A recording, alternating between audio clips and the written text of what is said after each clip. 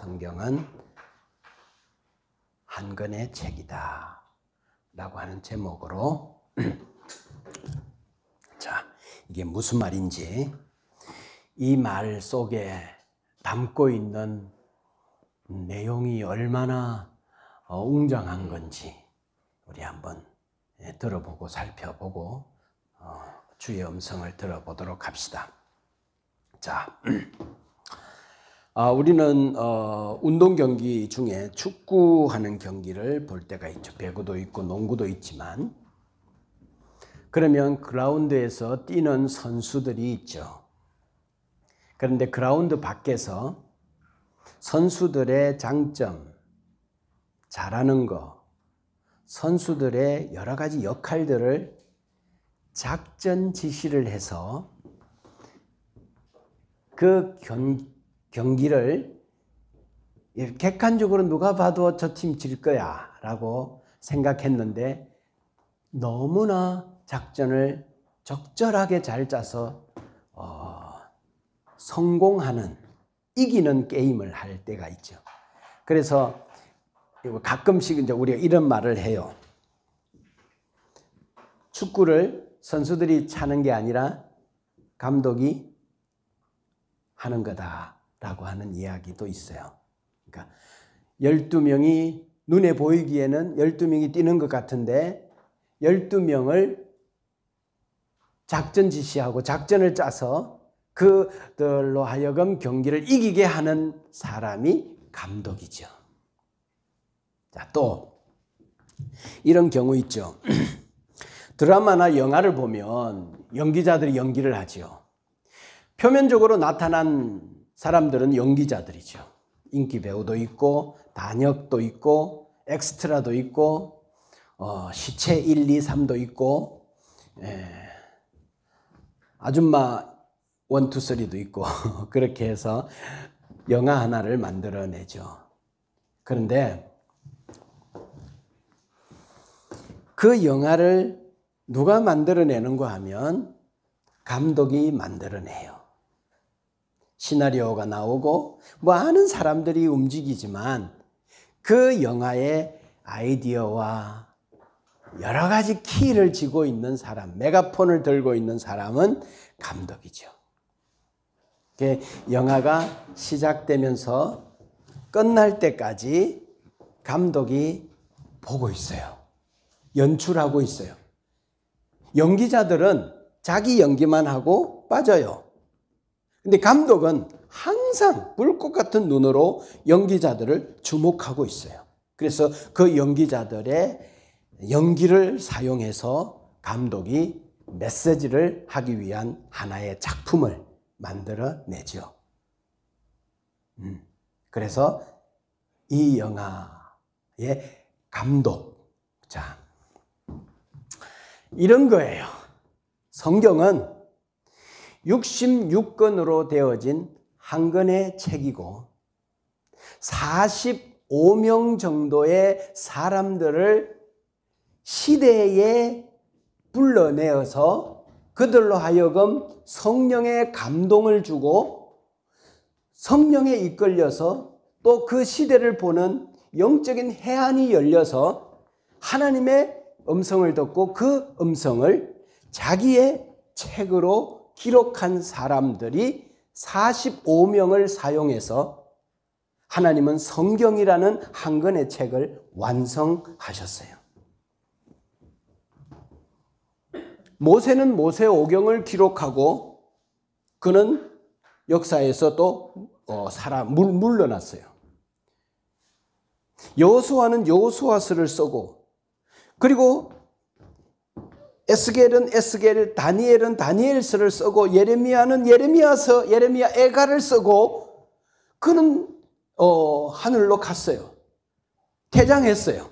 그러나 하나님은 모세가 있을 때에도 같이 있었고 그를 어레인징했고, 이사야가 사역했던 시대에도 하나님은 계셨어요. 감독하셨어요.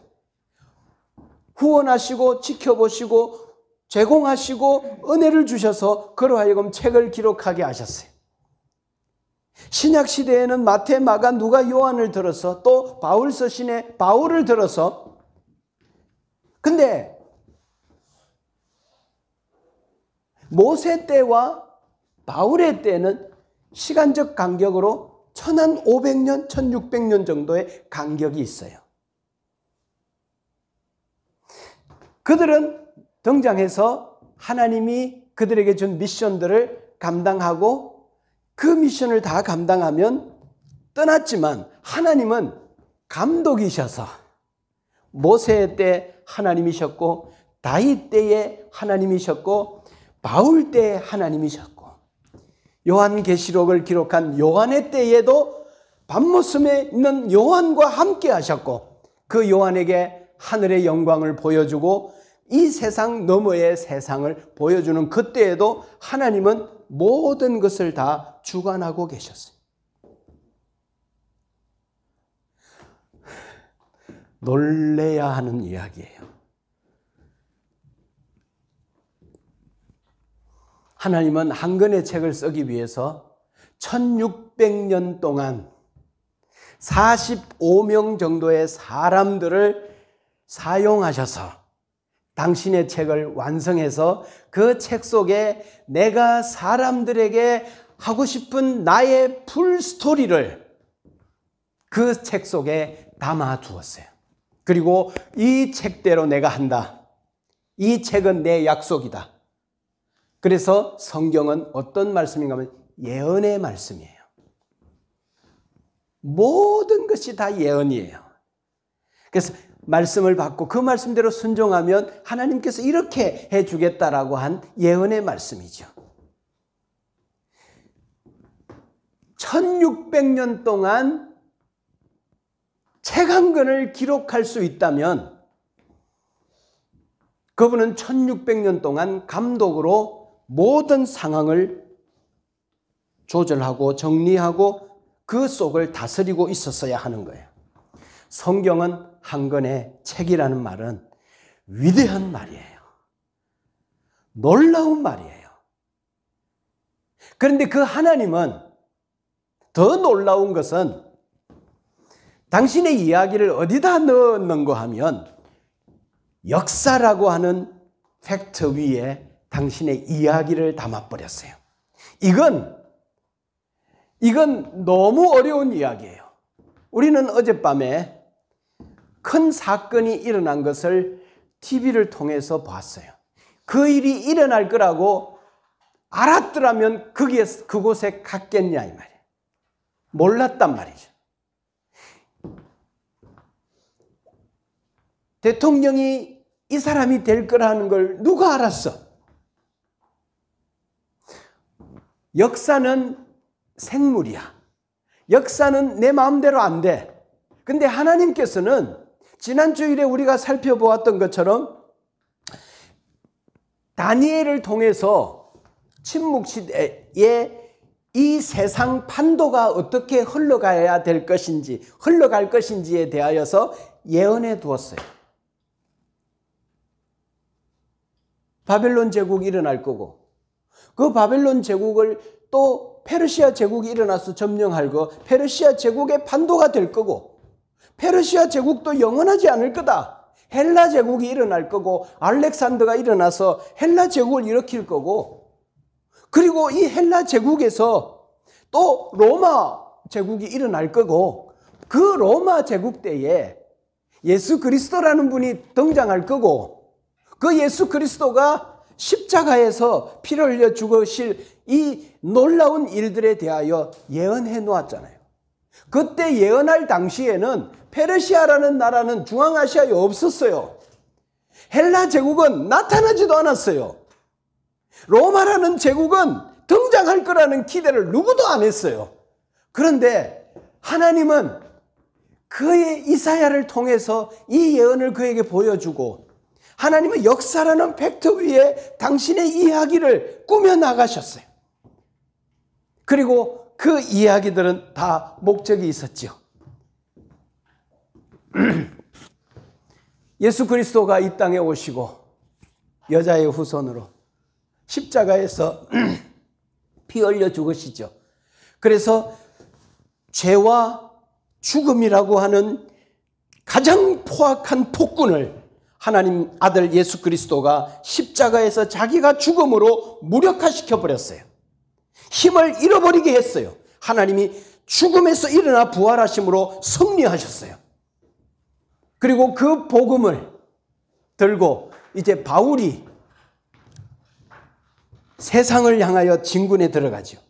곳곳에 하나님께서 그 중앙아시아 일대 그리고 중앙아시아와 유럽까지 연결시켜 놓아 세계화 만들어 놓고 언어를 통일시키고 도로망을 군사도로들을 다 뚫어놓고 해상도로까지 다 뚫어놓은 그 시대를 통해서 국경을 다 허물어버리고 450년 동안 국경을 허물어버리고 그리고 바울이 복음을 들고 이제 이방으로 가는 거죠. 그들이 닦아놓은 길, 그들이 사용하는 헬라어라는 세계 공용어를 가지고 그리고 그게 가면 그 도시에 가면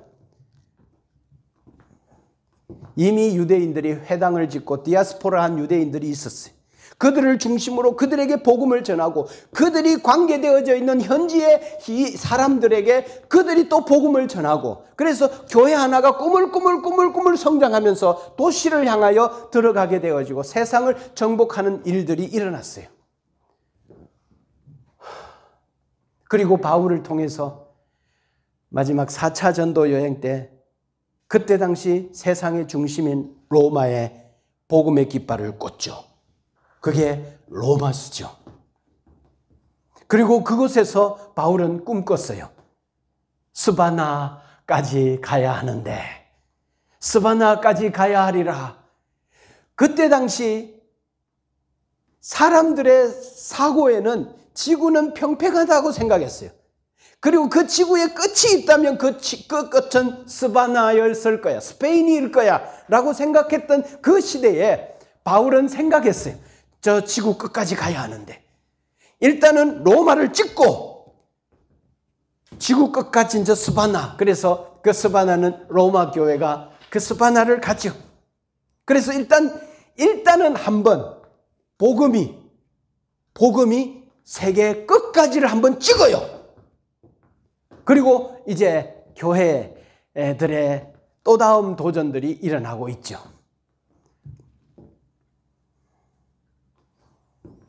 역사라고 하는 팩트 위에 주님의 이야기가 담겨져 있어요. 자.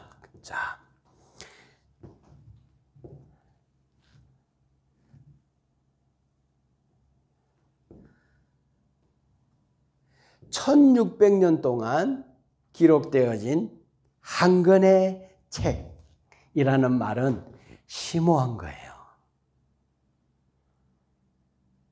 한 사람이 자기 일생을 통해 그 시대를 안고 고민하면서 삶이 무엇이고 인생이 무엇이고 삶은 이렇게 살아야 되고 사회는 국가는 정의는 선은 악은 법은 공의는 어떻게 해야 된다라고 말하고 가르칠 수 있어요. 그런데 이런 이야기를 역사에 담을 수 있는 능력은 누구도 없어요. 하나님이 아니면 도무지 불가능한 이야기예요. 그래서 전 여러분들이 하나님을 지성으로 더 알아가기를 주의 이름으로 축복합니다.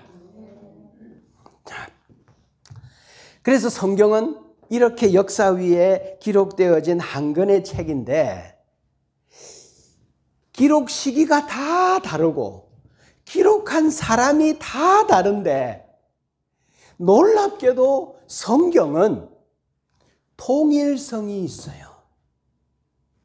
놀래야 돼요. 통일성이 주제가 같아요.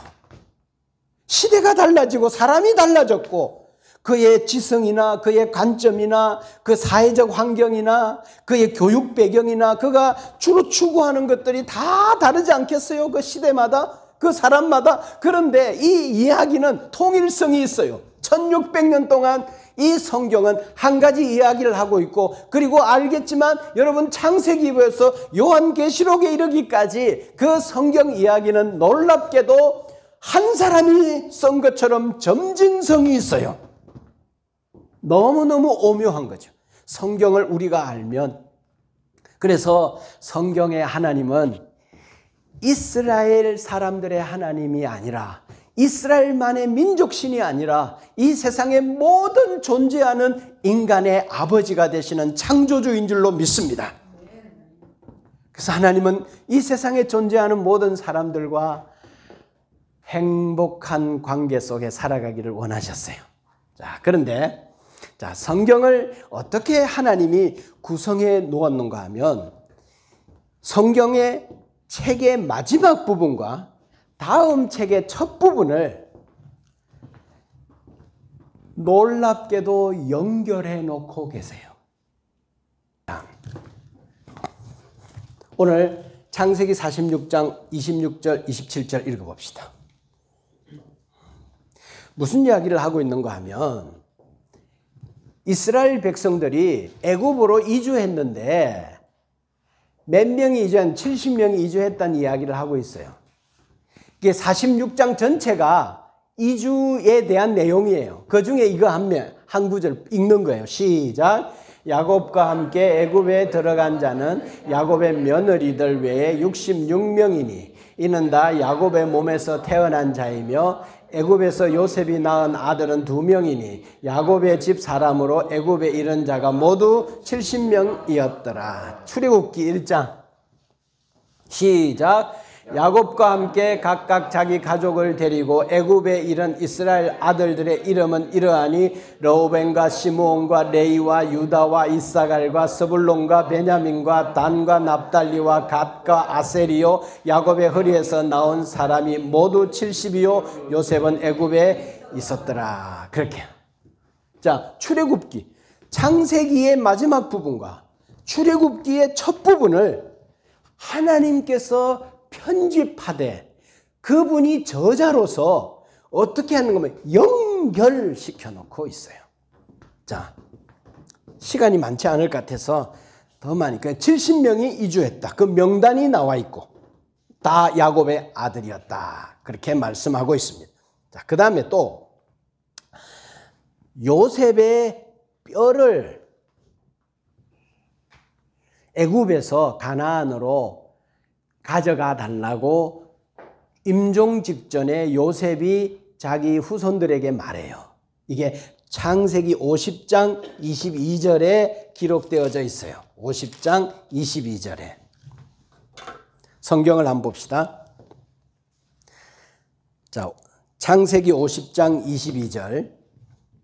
요셉이 그의 아버지의 가족과 함께 애굽에 거주하여 110세를 살며 에브라임의 자손 3대를 보았으며 므낫세의 아들 마길의 아들들도 요셉의 슬하에 양육되었더라. 요셉이 그의 형제들에게 이르되 나는 죽을 것이나 하나님이 당신들을 돌보시고 당신들을 이 땅에서 인도하여 내사 아브라함과 이삭과 야곱에게 맹세하신 땅에 이르게 하시리라 하고 요셉이 또 이스라엘 자손에게 맹세시켜 이르기를 하나님이 반드시 당신들을 돌보시리니 당신들은 여기서 내 해골을 메고 올라가겠다 약속하라 하였더라. 요셉이 110세의 죽음에 그들이 그 몸에 향재료를 넣고 애굽에서 입간하였더라. 그렇게 말해요.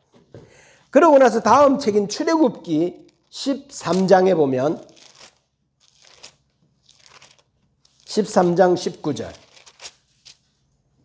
모세가 요셉의 유고를 가졌으니 출애굽하면서 모세가 요셉의 유고를 가졌으니 이는 요셉이 이스라엘 자손으로 단단히 맹세하게 하여 이러기를 하나님이 반드시 너희를 찾아오시리니 너희는 내 유고를 여기서 가지고 나가라 하였음이었더라 그랬어요. 자, 또 여호수아서 24장을 한번 가봅시다. 여호수아서 24장 32절. 여호수아서 24장 32절. 또 이스라엘 자손이 애굽에서 가져온 요셉의 뼈를 세겜에 장사하였으니 이곳은 야곱이 100시크타를 주고 세겜의 아버지 하몰의 자손들에게서 산 밭이라 그것이 요셉 자손의 기업이 되었더라 그랬습니다. 창세기하고 출애굽기하고 여호수아서가 다른 책이 아니다. 연결되어져 있다. 그리고 출애굽할 것이다. 그리고 그 애굽에 왜 가느냐? 하나님이 큰 민족을 이루고 민족을 이루면 다시 이 애굽 땅으로 가나안 땅으로 돌아오게 할 거다. 그러니까 야곱아, 너 요셉이 애굽 땅에서 너 오라고 하는 거 걱정하지 말고 내려가라. 내 계획이다. 내가 감독으로 드라마를 만들고 있다. 그러니까 너는 내려가서 요셉을 만나라. 걱정하지 마라. 내가 하고 있는 일이다. 라고 말하고 있고, 출애굽기에서 그곳에서 430년 동안 거주하면서 그들이 큰 민족이 되죠. 무슨 말이죠? 연결되고 있다는 거예요. 연결. 창세기하고 출애굽기가 연결되고 있다는 거죠. 자, 좀 빨리 진행을 할게요. 자, 그 다음에 신명기 34장으로 가보면 신명기 34장 모세의 죽음 이야기가 나와요.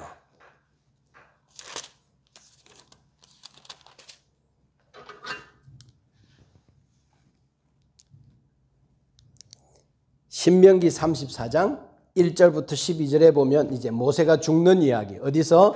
너보산, 모압 평지 너보산에서 죽어요. 그리고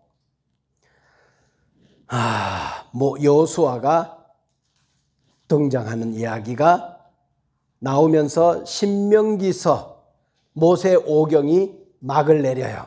그리고 이제 여호수아 1장 1절을 봅시다. 뭐라고요? 여호와의 종 모세가 죽은 후에 여호와께서 모세의 수종자 눈의 아들 여호수아에게 말씀하여 이르시되 내 종 모세가 죽었으니 이제 너는 이 모든 백성과 더불어 일어나 이 요단을 건너 내가 그들 곧 이스라엘 자손에게 주는 그 땅으로 가라 그랬어요. 무슨 이야기죠? 연결되어지고 있다는 거죠. 전의 책과 다음 책이 연결되어지고 있다는 거죠. 이 책을 누가 썼다고요? 하나님이 성령의 감동으로 기록한 책이 사람이 다른데 그 책들이 서로 연결되어지는 일을 표현하는 편집을 성경 저자인 하나님이 의도적으로 했다는 거예요. 의도적으로 이 책을 전의 책과 이 책이 다르지 않다. 연결되고 있다. 마치 한 사람이 기록하고 있는 느낌과 뉘앙스를 성경 독자들에게 계속 전해주는 거예요. 의도한 바예요. 저자가 의도한 바예요. 그 다음에 여호수아 24장 29절 여호수아서 24장 29절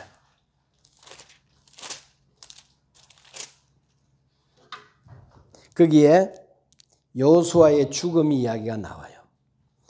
이 일 후에 여호와의 종 눈의 아들 여호수아가 110세의 죽음에 그들이 그를 그의 기업의 경내 딥낫세라에 장사하였으니 딥낫세라는 에브라임 산지 가스산 북쪽이었더라. 그렇게 말하고 사사기 1장 1절을 보면 뭐라고 기록하느냐? 여호수아가 죽은 후에 이스라엘 자손이 여호와께 여쭈어 이르되 라고 하는 이야기로 여호수아서에 죽었고 사사기가 또 다른 책이 시작되면서 여호수아가 죽은 것을 표현하고 또 다음 책을 읽으니 여호수아서와 사사기는 한 권의 책이구나. 다른 책이 아니구나. 저자가 다른데 하나의 이야기가 계속 이어져 가고 있구나 하는 것을 우리는 눈치챌 수 있어요. 그 다음에 사사기이죠. 사사기 3장 7절 여기에는 사사시대의 12번의 사이클에 대한 이야기를 사사시대가 하고 있잖아요. 350년 동안 12명의 사사들, 즉 뭐죠? 그들이 여호와를 잃어버려요. 우상을 섬겨요. 타락해요. 그래서 하나님께서 뭐하죠? 이방 나라를 일으켜서 침략해 들어오죠. 그러면 전쟁에 패하게 돼요. 그러면 그들은 다시 포로로 잡혀가요. 포로로 잡혀가가지고 큰 고통 속에 이제는 아이고 하나님 죽겠습니다. 우리를 돌아봐 주세요라고 부르짖어요. 부르짖으면 하나님께서 사사를 일으켜서 그 지경에서 그들을 구원해내요. 구원해내고 난 이후에 그들은 그 사사가 살아있는 동안에 태평했더라 라고 하는 사이클이 12번 350년 동안 돌아가요. 이게 사사시대의 이야기예요. 그 이야기가 3장 7절부터 있어요. 그 이야기예요. 그런데 사무엘상 7장으로 가봐요. 사사기 다음에 책이 룻기도 있지만 다음 책이 역사서에서는 사무엘상이잖아요. 사무엘상 7장 3절부터 17절까지 보면 이런 이야기예요. 이스라엘 백성들이 눈으로 쭉쭉 한번 봐봐요. 이스라엘 백성들이 이방신과 아스다롯을 섬기고 하나님을 버리고 그래서 이제 그들이 큰 고통 중에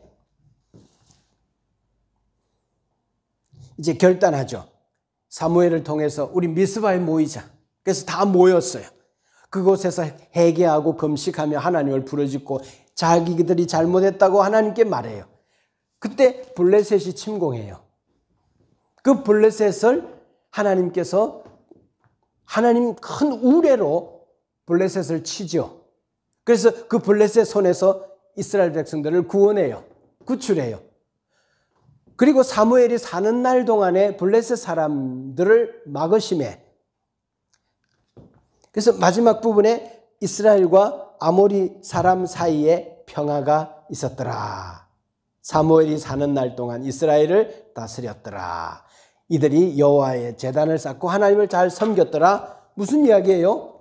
사사기하고 그 다음 책인 사무엘서가 연결되어지고 있다는 거죠. 다른 책이 아니 저자가 달라졌고 시대가 달라졌는데 지금 이어져 가고 있다라고 하는 이야기를 성경 저자인 하나님이 사람은 다르지만 전체를 보고 있는 감독자 되신 하나님은 이 책도 연결되어지고 있고 성경은 한 권의 책이다라는 것을 의도적으로 표현하고 있어요. 그 다음에 사사기 17장 6절 보면 이스라엘 백성들에게 왕이 없으므로 그들이 왕을 달라고 구했다라고 하는 이야기가 나와요. 그때 이스라엘에 왕이 없으므로 사람마다 자기 소견에 옳은 대로 행했다라고 하는 이야기가 나오고 사무엘상 8장 4절부터 5절에 보면 와 빨리 찾아주네. 저걸 보는 게 낫겠네. 훌륭하네. 자, 이스라엘의 모든 장로가 모여 라마에 있는 사무엘에게 나와서 그들에게 이르되 보소서 당신은 넓고 당신의 아들들은 당신의 행위를 따르지 아니하니 모든 나라와 같이 우리에게도 뭘 달라? 왕을 달라. 우리를 다스리게 하소서. 자, 사사기에 있었던 이야기가 사무엘에 연결되어지고 그리고 그들이 사사기 17장 6절 사무엘상 8장에서 이런 이야기가 나오죠. 그리고 사무엘상 7장까지는 사사기를 읽다가 사무엘상 7장까지를 보면 똑같은 내용이네. 엘리의 제사장 아들들이 행하는 거, 그 제사장이면서도 정말 타락한 그 모습들 이럴 수 있나? 그 엘리의 아들들이 얼마나 비둔하고 아버지도 살이 찌고 왜냐하면 그 시대가 그렇게 고통스럽고 힘들고 빡빡한 시대에 그들에게는 많은 사람들이 갖고 오는 재물을 제사도 하기 전에 그냥 쇳고랭이로 이렇게 찍어가지고 있는 그 고기 뜯어먹고 그래서 살이 쪄가지고 이래 비둔하고 여호와를 섬기지 않고 성전에 올라와서 예배하는 여인들과 음란을 행하고 이거 마치 사무엘상이 사사기의 연장인 것 같은 분위기예요. 그 시대예요. 연결시켜 놓고 있다는 거죠. 자, 그러고 나서 사무엘서와 열왕기서는 뭐죠? 다니엘 왕국 시대 사울, 다윗, 솔로몬. 그죠? 그러고 나서 열왕기 하부터 역대기의 이야기는 뭐죠? 분열 왕국 시대. 남유다와 북이스라엘. 남유다의 20명의 왕, 북이스라엘의 19명의 왕들의 리스트가 이렇게 쭉 적혀져 있어요. 이건 다음 주 할 거야. 쭉 적혀 있어요. 그러니까 전에 이야기하고 쭉 해서 여기까지 왔어요. 연결되어지죠? 그리고 열왕기 하부터 시작되어지는 그 시대에 누가 등장하는가 하면 예언자들이 등장하잖아요. 이사야, 예레미야, 에스겔, 다니엘, 호세아, 요엘, 아모스, 오바다, 요나, 미가, 나움, 하박국, 스바냐, 스가랴, 말라기 이런 16명의 문서 선지자들이 등장하잖아요. 문서 선지자들이 등장해서 그들이 성경을 기록하는데 그게 뭔가 하면 예언서잖아요. 예언서는 열왕기 하부터 역대기 그 시대에 예언자들이 등장해서 하는데 예언자들이 하는 메시지는 4가지예요. 하나는 뭔가 하면 침묵 시대에 역사가 어떻게 흘러갈 것인지에 대하여 예언을 해요. 그러고 나서 또 뭘 이야기하는가 하면 창세기 3장 15절에 약속한 여자의 후손인 메시아가 이렇게 올 거다. 이런 방식으로 올 거다. 이렇게 올 때 그 일이 어떤 일이 벌어질 거다. 어떤 일이 벌어지는 것을 보면 그가 메시아인 줄 알아라. 메시아가 올 거다라는 이야기를 하고 있어요. 그리고 3번째 이야기는 뭔가 하면 앞으로 역사 가운데 구원이 이루어지고 난 이후에 교회 시대가 열릴 것이다. 그리고 그 교회 시대가 열린 후에 이제 최종적으로 예언자들의 메시지는 뭔가 하면 새하늘과 새 땅이었어요. 이 4가지를 예언자들은 외쳤어요. 자, 이제 역대기하고 에스라서가라는 이 포로 기한 시대의 성경을 한번 우리가 보자고. 역대하 36장 22절, 23절.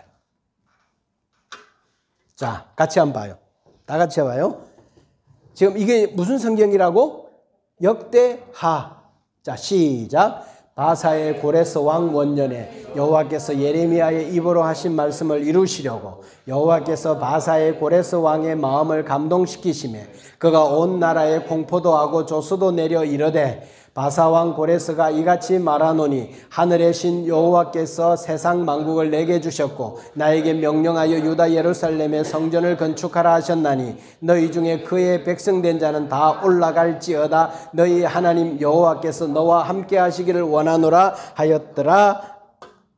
자, 그 다음 성경 보는 거예요. 에스라 1장. 다 같이 시작. 바사왕 고레스 원년에 여호와께서 예레미야의 입을 통하여 하신 말씀을 이루게 하시려고 바사왕 고레스의 마음을 감동시키심에 그가 온 나라에 공포도 하고 조소도 내려 바사왕 고레스는 말하노니 하늘의 하나님 여호와께서 세상 모든 나라를 내게 주셨고 나에게 명령하사 유다 예루살렘의 성전을 건축하라 하셨나니 무슨 이야기죠? 똑같다? 다르지 않구나. 연결시키고 먼저의 책의 마지막 부분과 시작되어지는 다음 책의 첫 부분이 연결되고 있구나 라고 하는 것을 우리는 볼 수 있어요. 이게 포로기한을 말씀하고 있는 거죠. 자, 이제 한번 봅시다.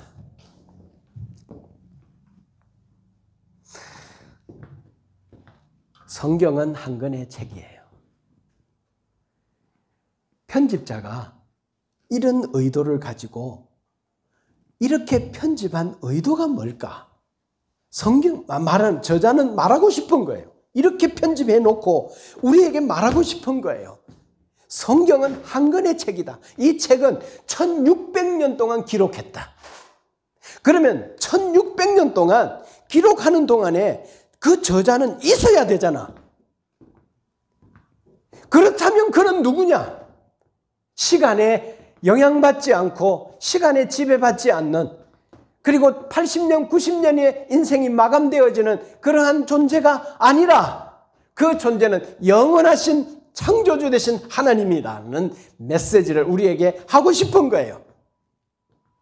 그래서 성경은 다음 책과 톱니바퀴처럼 서로 충돌하지 않아요. 서로 싸우지 않아요. 일관성이 있어요. 시대는 간격이 있고 사람도 다른데 메시지는 같아요. 이럴 수 있냐 이 말이야. 이게 가능한 일인가? 한 사람이 한 인생 동안에 시작부터 끝까지를 완성해내는 책이 아니라는 거죠. 하나님은 이 역사에 자기의 메시지를 담았다는, 이건 뭔가 하면 나는 영원하다. 나는 전능하다. 나는 시간의 주인이다. 나는 역사와 인생의 주인이다. 내 목적을 향하여 내 역사를 나는 이렇게 이끌고 간다라고 하는 메시지를 우리에게 하고 있는 거예요. 하고 싶은 거예요. 그래서 이 메시지는 신약으로 이어지죠. 신약으로 이어지고 마태복음 1장의 족보로 예수님을 신약을 받아요.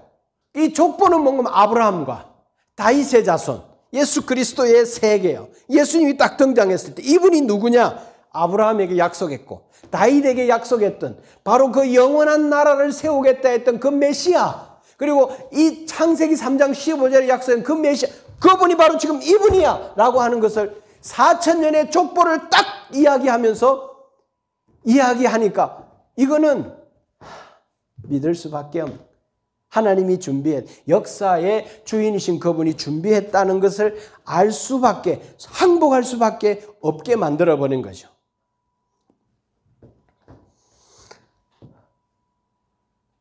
그리고 그분이 십자가에 죽으시고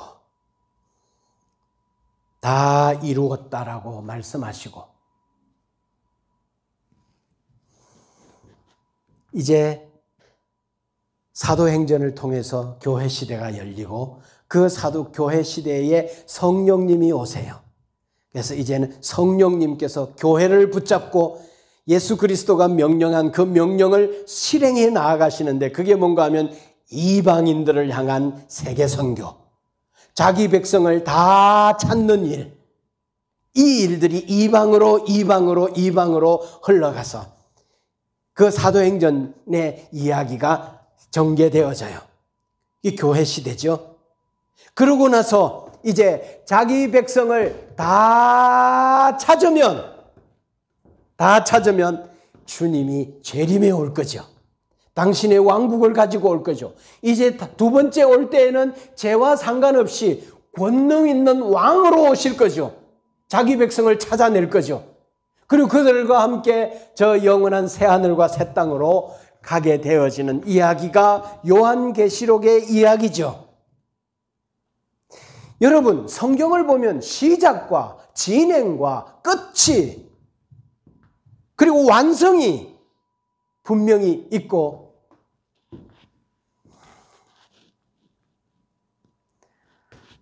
타락, 구속, 회복, 영원한 하나님의 승리와 완성이 이루어지는 하나님의 나라가 완성이 되어지는 이런 이야기가 성경 전체에 흘러있는 한 가지 이야기예요.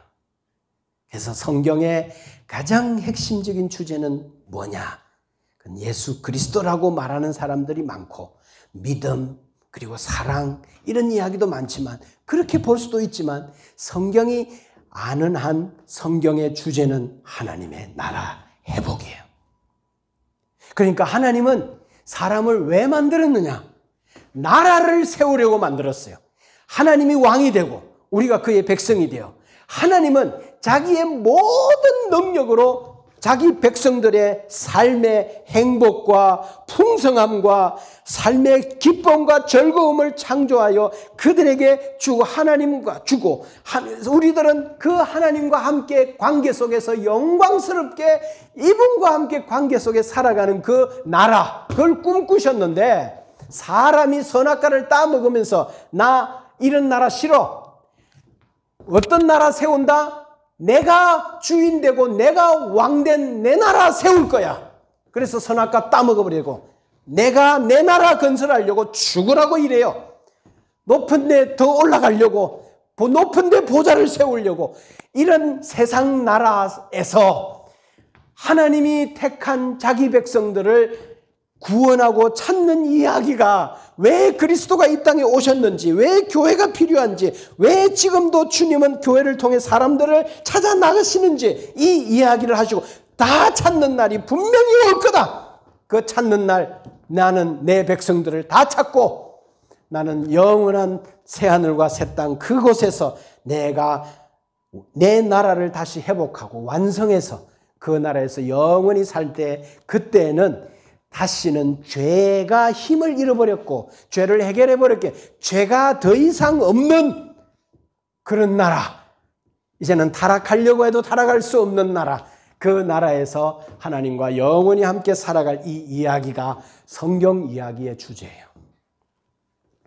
성경의 주제가 뭐라고요? 나라 세우고. 그래서 그 나라는 선진국이라 자기 백성 한 사람이 저 밀림의 정글에 있던 소수민족 중에 한 아가씨든 한 아줌마든 볼품없는 한 사람이든 어디에 숨어있든 하나님은 어떤 희생과 값을 지불해서 자기 백성 하나 다 구출해내는, 다 찾아내는 이 일을 지금 하고 있는 거지요. 성경은 한 권의 책이다. 저자는 하나님이다. 45명의 사람들을 사용했다. 그리고 1600년 동안 기록했고 역사라는 팩트 위에 이 사실을 기록했기 때문에 그는 전능자다. 역사를 마음대로 주무를 수 있는 사람이다. 분이시다. 그분은 하나님이시다. 성경은 하나님이 우리에게, 그래서 책은 왜 쓰죠? 하고 싶은 이야기가 있을 때 책 쓰죠. 또 하나 또 있어요. 내가 다른 사람과는 달리 이 부분에 대해서는 전문가다라고 하면 알려주기 위해서 책 써요. 책을 쓰는 이유는 이 두 가지예요. 하나님이 책을 썼어요. 그게 성경책이에요.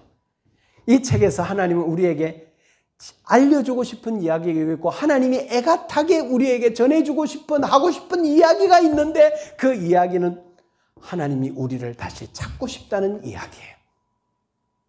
그리고 그 구원의 길을 우리에게 소상히 알려주고 이 책을 통해서 하나님은 우리를 설득하고 있고 우리에게 다가오고 있어요. 그래서 성경을 읽어야 되고 성경을 배우고 알아야 된다.